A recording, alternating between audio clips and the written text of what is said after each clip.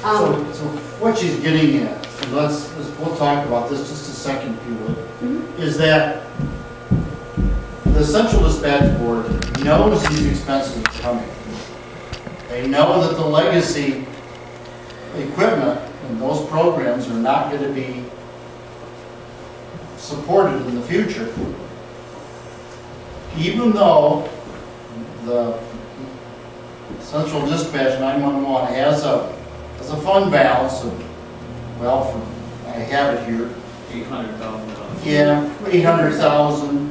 It hasn't been 1,800,000. But for a number of years, that fund balance didn't grow. I have all the records, and actually we've done this before in this meeting. And that they're saying, look, yeah, we could spend down that 800, but after that, we aren't going to have enough money to operate. So what they're doing, they're trying to get ahead of the curve, build some funds, because we'll need it. Because when we start to spend money on the new equipment, it's going to be a lot of money. Yes. A lot of money. We're not talking 100,000 a year, we're talking 400,000 for one thing. yes, just one to thing. Start. And then why don't you go on and say what do you expect to have to spend between 16 and 20? And yes, the fund balance is around 800,000. But once you take in consideration the deficit we're already in, the continued deficit, and one $400,000 bill, we're taking us down to well over half of that. And we have other considerations. When you look at the upgrades, so the 911 system, $400,000. And then there's the texting. We have an issue with our IT personnel. For the 911 system, has to run 24 hours a day, 7 days a week. It cannot go down. It's life or death for people. It cannot go down. So it has to stay up. Our current IT personnel is eligible to retire and may very well do so very quickly, so we then have to come up with funds to maintain a 24-hour IT person. There's relamping our towers, which FCC requires. There's some fancy lighting that's $32,000. Our servers are getting full. We're going to have to upgrade those. I've asked our IT, he said we could probably push that to 2017, so move things up to 2017. Apex radios, that's just our backup consolettes, and those are internet-based radios that we have to go to, so there's an upgrade there. By 2018, we're figuring in video and data processing, and then we're also looking at the fact that we have to rebuild a fund balance, facility costs, capital projects, all of these things that are coming up. Other considerations, the EZNet is the Emergency Service Information Network, which is something that is being created across Michigan, and this is so that all these agencies are interconnected and transferring phone calls and computer information, and it causes for faster response and better emergency services. Code Red, depending on how long that's funded for, is just something we have to take into consideration as well. Our backup center at this time is a closet, and there's very outdated equipment in there, so if 911 goes down, there's only one person that can fit in there or work in there, and it's not a very feasible operation. And then there's also the FirstNet that the state is coming up with, which is a broadband system so that public safety can communicate on radios across the state with each other. So those are all further considerations that we have to look at. So Pam, what you're really getting at is that your costs in the foreseeable future are really going to go up for you. Yes.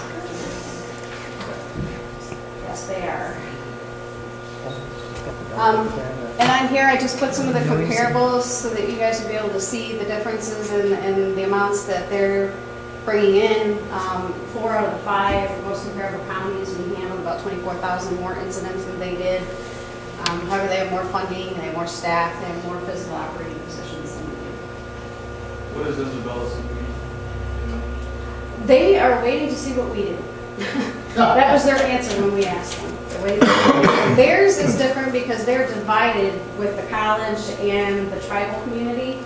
So they're really hurting, and all of theirs is divided. So their answer to us was they're waiting to see what we do. So the state 911 plan itself, they revised it in 2011 to discuss the next generation 911 implementation, and it says right in the state 911 plan that the funding allocation may not be adequate for migration to next generation 911 service. That's the state's plan. So, what they're saying, well, counties, if you don't raise your rates and you're in the red, you have to take it out of your general revenue budget, which means that would impact our county budget tremendously. It is in the state 911 plan, and it's the county's responsibility. Or we could allocate out to all the governing bodies in their portion. I think we can do that, but I don't really want to bring that up, do I? No. I got the look over there from Dan. Also too is that this year they took away the mic fees, which was a bone of contention for a lot of governing units. And I guess they're paying that out of state budget, is that what they're doing? No, what happened Or we is- just pay when you call or use it? No, what happens for the mic fees now, they had a semi-annual fee, so all the agencies had to pay the money in. Well, what has happened is the agencies couldn't afford it, so the state 911 committees pushed that company and PSCS to do something about that because they couldn't afford it.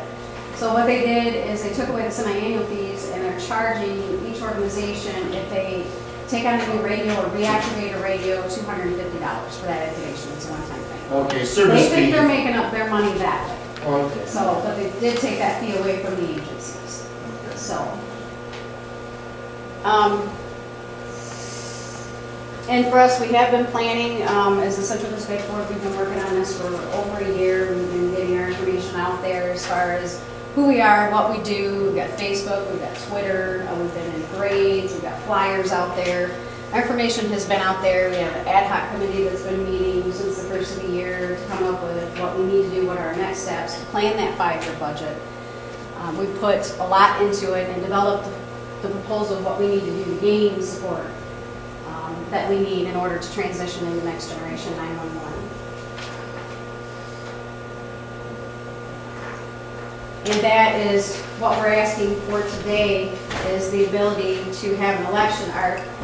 We're put in a position as a Central Dispatch Center where we have a deadline because of the state. The way the state pays us is we have to have an election and have that approved by the voters no later than that first Tuesday in May of 2016 in order to collect funds by July of 2016. That is their deadline. If we don't have an election and get it approved by the voters by that date, then our next chance, no matter when we would have an election, would not be until July of 2017. So we're looking at almost 2 years without the additional funding that we need, and we're already going into a deficit each year and not being able to purchase what we need. Surrounding counties went to texting. They're trying to get started on this as ENAT. Everybody's going. We have an issue with now our citizens are going to look at us. I can text Genesee, I can text, why is it when I cross the border I can't text you? We're looking at a life safety issue because when they cross the border and they try to text us, what happens is they get a bounce back message. Well, it takes a couple seconds for them to get the bounce back text that says we can't accept text, call us, and then they call us. Well, depending on what that emergency is, how many seconds do they have to play that game? The texting is extremely useful. This isn't something that, we just want because it's high tech. This texting, if someone has an intruder in their home and they can't talk, they're hiding, they don't want to be seen, they can text us and tell us, this is my address, someone's in my home, and that intruder doesn't hear them, and that very possibly will save their life. And as far as some of the other technology that's coming that they're moving us into, the AdNet and the FirstNet, these are all life-saving things that help us have better, faster public safety response for our citizens. So what we are asking, before I turn to the next page, what we're asking today is we're asking for you to allow us to hold an election. Now with the governor hopefully signing the bill and allowing us to have an election in March that doesn't have to be paid for we're asking you to allow us to have an election in March to ask the voters for that funding support that we need in order to give them even status quo services, let alone the additional services that are going to be required of us and that they need. We have put in there also that we are going to ask for $2.65. Again, back in 2008, we're at $2.50, and there's been a whole lot of inflation since then. You got prices, our operating costs keep going up, our funding is going down. We're asking for $2.65, that additional 15 cents will give us an opportunity to come up with the money for these capital projects, rebuild our fund balance, those type of things. Okay. I think one of the big questions will be, why do you, from 122 to 265, it's going to be a big question. Even though this is a very positive, people want this. They're going to say, well, wow, that's a huge increase. I mean, we could say up to 265, and we pay for everything in our budget on a yearly basis instead of being, let's say, 900,000, ends up being $1,050,000 because of technology. 2.65 will fund that and also probably have quite a bit left over for, a fund balance. We don't always have to charge 265, do we? Can No, we now lower once we get to the point where we had the funding that we needed and we're able to purchase the things we had to have and save the money, that would be something that the board would definitely look at. Yeah.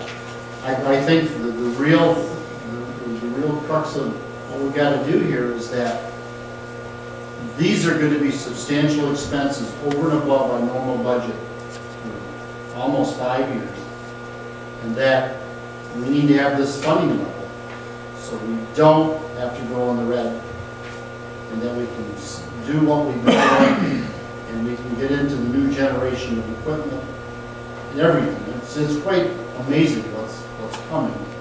Yes. And but obviously, the state, through the state budget, through Michigan State Police, who handle a lot of this activity, the money isn't going to come from the state. And a lot of this was promulgated on us. Of course, it is faster and better, but a lot of it came through the federal initiatives for upgrades, bandwidth, all sorts of things that we could spend all afternoon trying to understand. So I think the biggest deal is we're going to go from $1.22 to $2.65. We've noticed other counties are there, they've done it because they know what's coming, what they have to pay for. And obviously, the Central Dispatch Board says we need to have the money start to come in now so we don't go into that. We don't have to come back to the county commissioners for operating money to stay open, like in 2017 or 18, and so on and so forth. But down the road, that 265 could be 235. And if your fund balance grows and we have a proper fund balance for your activities, the Central Dispatch Board activities, then that could reduce back. But it's not going to reduce back probably even until 2019, 2000. I was thinking of my mother's birthday. Anyway, but I think that is the hard sell. Now let's talk about the election. And I know the County Board of Commissioners are going to discuss it on Wednesday, and then whatever they do will be ratified on Thursday, yea or nay. We talked about if it goes through the primary, and the governor does sign that, and have an election. 911 is very positive. I mean, I won't say it might help the county operating millage too to pass. If we wait till May, you're going to possibly have school millages, possibly one big one, and 911 would have to pay for the election. And the main thing I've heard from my governing bodies that I represent, we've discussed this. Well, if they're going rogue, how can they pay for an election? I mean, you see what the thinking is. So of course, we all discussed maybe what was the best time to hold an election. I still think if you were on the ballot, if fewer things on the ballot, the better off those proposals are. And you can focus in on it. I have 3 questions. One, if we do approve the operating village in March, how does this help us? How does it help county millage? Well, I mean, if it gives a positive light on it, like Commissioner Plowman was saying, but we're a total separate entity from you guys, and we're not funded by you whatsoever, so we're in the same boat that you are. You know, we've been willing to help you guys in whatever way that we can, and we understand where you're at because we're in the same position. Second question, what is the reality of moving locations? I know it's been talked about, you mentioned that capital outlay projects here, but I know you've looked at the medical care facility, possibly. What is the reality of moving? Well, without any kind of additional funding, there is no reality to it. There's no money for it. If the money comes in, what's the reality? Hypotheticals, I know I don't like to deal with hypotheticals either. If the money comes in, that could be a possibility, but without funding, that's not even an option. And the last question, what do you do if it fails? Well, try again, just like you guys do. However, we'll have to take a look at the budget. You know, there's nothing that we can give away, and we won't be supported. I will have to come to you guys to ask, and then you guys don't have the money to help us, but it would have to be to come to you guys, because how do we buy this 911 system that we, you know, don't have the money for, you know, go forward with all those things that we have to have. Let me comment about structures. The Central Dispatch Board operates an awful lot like the county health board.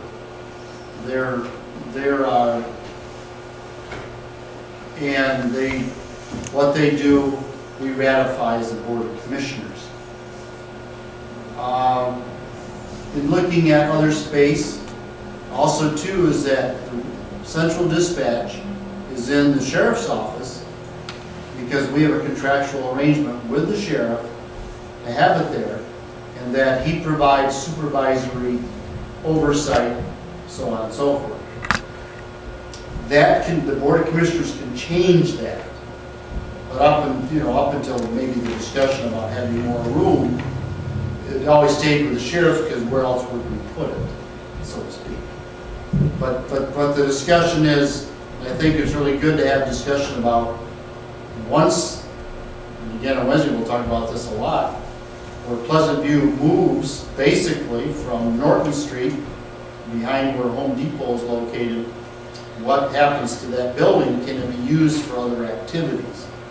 I think in the law and the discussions we're going to have in the year, 15 months, 18 months from now, there's a discussion, well, do we take all the health department offices that are all over the county in buildings, county buildings, district court upstairs here, so on and so forth, and do we locate them all in one spot?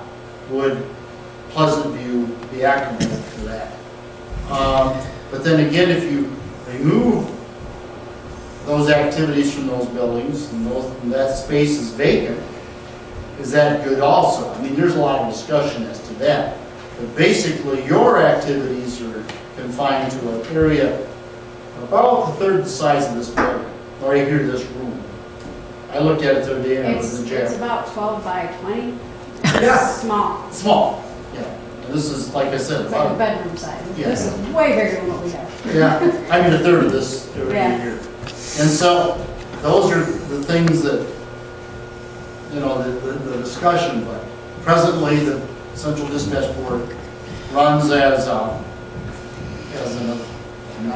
can't think of the term, it's not an authority. But under the guidance of the Board of Commissioners, and quite frankly, the Board of Commissioners pretty much ratify what the Central Dispatch wants to do. I mean, for budgetary and action, those types of activities, just like that. So, that helps you, Chairman, a little bit.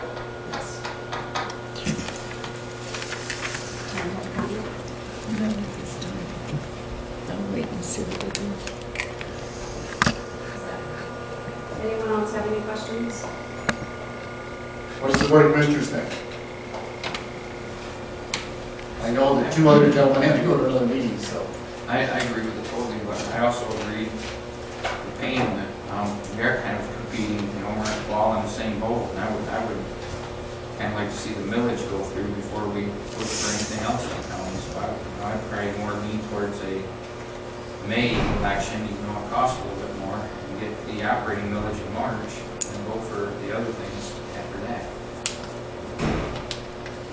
That'd be my thought. This competing, and they're like, Yeah. turn us down and go with that. What good is your millage going to do if it goes through if we don't have a county operating millage?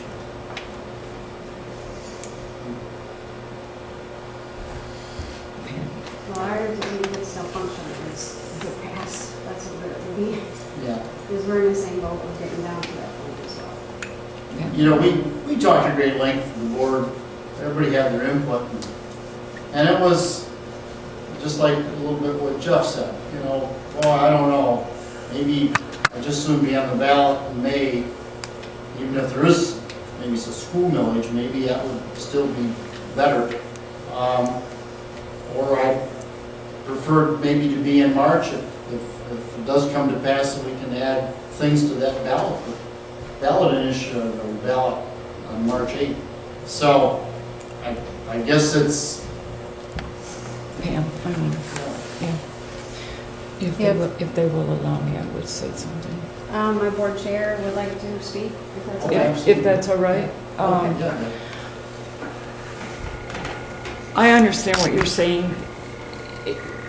Again, as Pam said, and I'll reiterate, we're all in the same, as an elected official myself, I understand the difficulties and the unfunded mandates and things like that.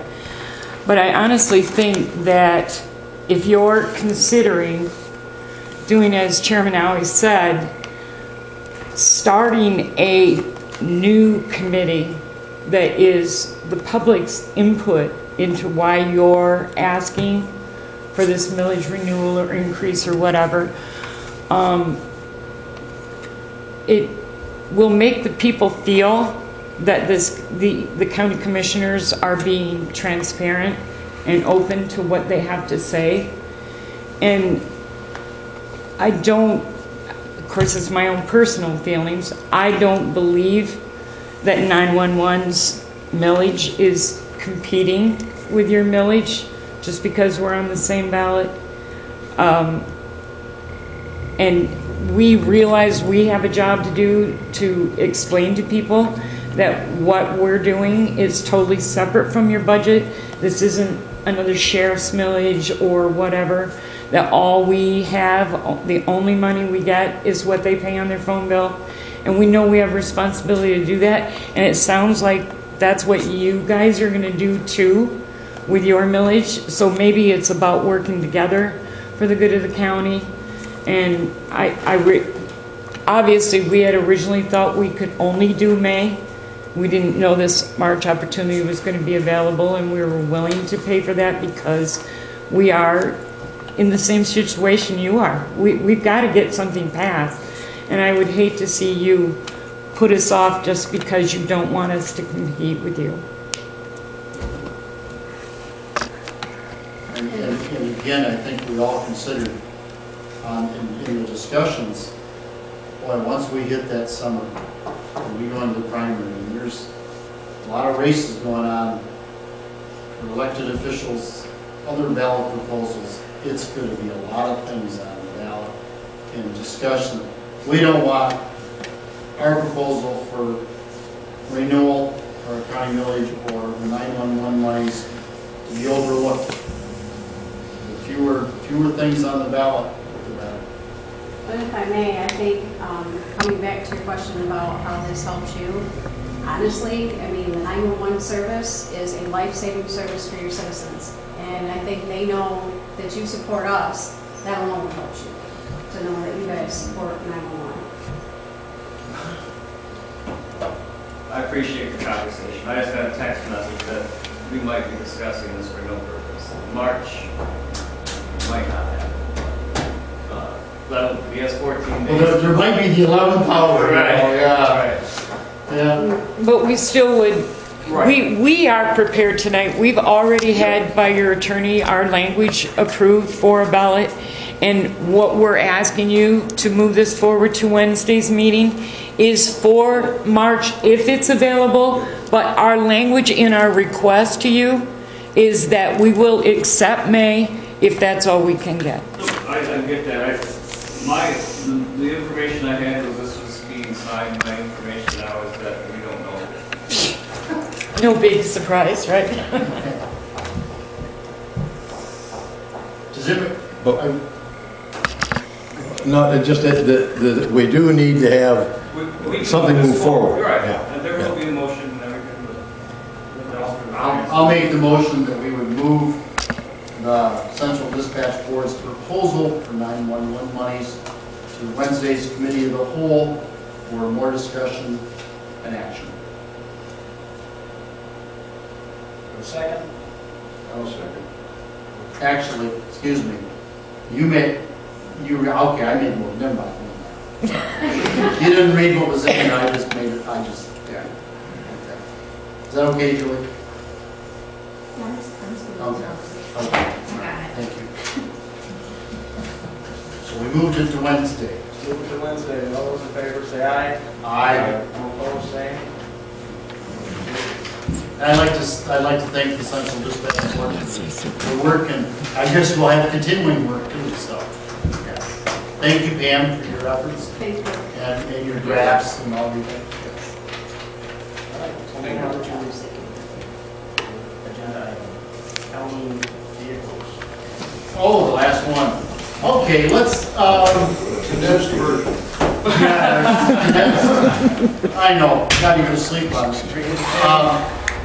Realistically, we have a new maintenance director, which is good. I'd like to thank Jeff for all the stuff. He's coming in at 6 a.m. some mornings and making sure everything got done until we have new personnel on staff. But when Jeff and I met 3 weeks ago Friday, I believe. 2 weeks ago, time flies. And we introduced Tim Hill to our maintenance director, to an awful lot of the department heads and elected officials. He has a lot of background, he's on the job trying to get things done. One of the things that Jeff and I did notice, the vehicles are iron. In my terms, I used to be in the auto business, when I meant iron, they're not running very well or not running at all. There's been a lot of discussion that we need a heavy-duty truck with a heavy-duty snow blade. We've looked at, for sake of argument, sake of discussion, an F-350 heavy-duty. It's called net state pricing. We buy at the bid price the government gives statewide. I believe that truck would run us about $23,000 approximately in change for a ton truck. And a ton truck can push that, what is it, an 8-foot blade? Yeah. 8-foot blade. I have a 3/4 ton that has a 6.5-foot blade, and that's all my truck wants to do. Our trucks aren't even 3/4 tons except one of them. But a ton truck would do the job. The rest of them, there's 6 vehicles. I think there's 6 vehicles that we need to get rid of. Several of them are not running. One doesn't have an engine. We'll put them out, if we decide to do something, we can put them out for bid. Highest bid gets the vehicles. I'm talking about the ones that get rid of that we aren't using because we can't use them because they don't run. Our best vehicle, I was standing by it that Friday and I could smell gasoline, and it shouldn't be driven because the tanks are leaking on the truck. The trucks are very old. The trucks are all rusty. Several of them don't have floors in the cabs. It's not a good situation. And I just personally think we need to upgrade. You're not. And then we need to buy our Public Works Department a truck. And we can look for a used one. But net state pricing, this truck retails probably about $35,000. net state pricing brings it down to 23.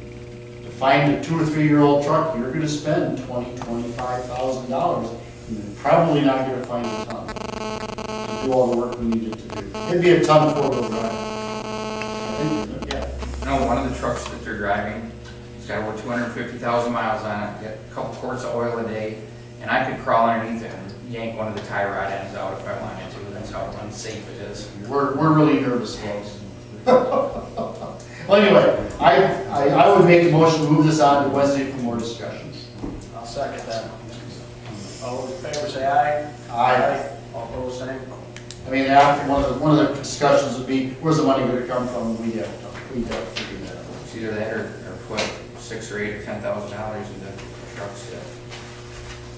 Yeah, we figured just to make 2 of them really good and runnable, about $6 grand, $8 grand. So, Do we have any other agenda items? We'll move to call the public. Anybody wants to speak? Jim, I would just like to say thank you for moving the ballot proposal forward. I appreciate that. And is there anything that, as a board, that you would like to have us give you more information on for your meeting on Wednesday? Is there anything that would help? If you think of anything, Jeremy, you have my phone number, and anyone else, easy to get hold of it during City Hall, so. And we'll make sure that we have any information that you need to make your decision. Thank you. thanks, Deb. Thank you.